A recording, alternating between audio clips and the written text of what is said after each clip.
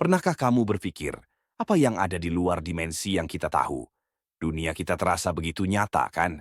Ada panjang, lebar, tinggi, dan waktu. Tapi, gimana kalau gua bilang bahwa semua itu mungkin cuma setengah cerita? Kawan, selamat datang di dimensi kelima. Sebuah konsep yang, percaya atau enggak, punya potensi untuk membuka rahasia multiverse alias dunia paralel. Tapi tunggu dulu, apa itu dimensi kelima? Dan gimana sih Einstein bisa terlibat dalam semua ini? Yuk, kita bahas sampai tuntas. Oke, kita mulai dari sesuatu yang basic. Kita hidup di dunia 4D, 3 dimensi ruang ditambah 1 dimensi waktu. Semuanya sudah Einstein jelasin di teori relativitasnya tentang gimana ruang dan waktu itu bisa melengkung karena gravitasi. Tapi, pada tahun 1921, seorang ilmuwan bernama Theodor Kaluza punya ide gila.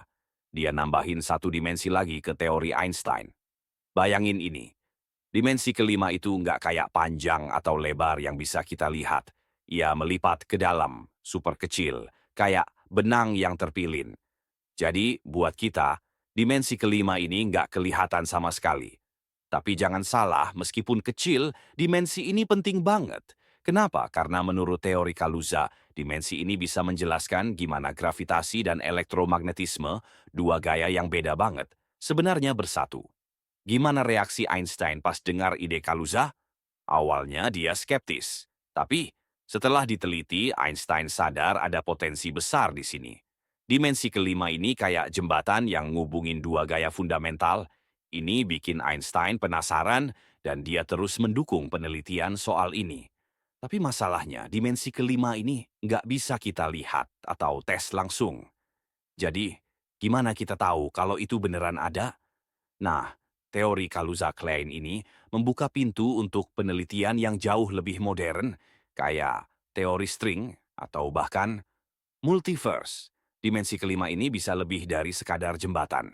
Beberapa teori fisika modern bilang kalau dimensi ini mungkin adalah gerbang ke dunia lain, multiverse. Jadi, gimana cara kerjanya? Bayangin ada banyak alam semesta paralel yang eksis di luar sana. Mereka nggak bisa kita lihat karena terpisah oleh dimensi kelima ini. Tapi, ada momen-momen di mana gravitasi atau energi tertentu bisa menembus dimensi itu dan menciptakan interaksi.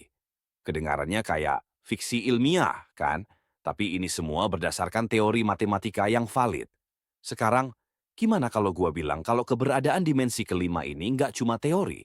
Kita udah punya bukti nggak langsung. Misalnya, fenomena aneh kayak gravitational lensing, di mana cahaya dari galaksi jauh bisa melengkung kayak kaca pembesar. Itu sebenarnya bisa dijelaskan lewat interaksi dimensi kelima. Kalau teori ini terbukti, artinya hidup kita bisa berubah total. Kita mungkin bisa mengakses energi dari dimensi lain atau bahkan berinteraksi dengan dunia paralel. Wow, siapa yang nyangka kalau Einstein dengan teori relativitasnya udah membuka jalan ke dimensi yang lebih dalam.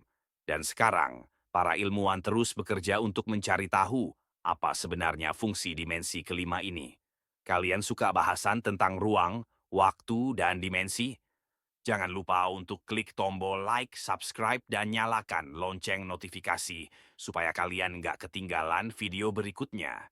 Kita bakal terus bahas topik keren tentang sains, alam semesta, dan teknologi futuristik. Sampai jumpa di video berikutnya. Bye.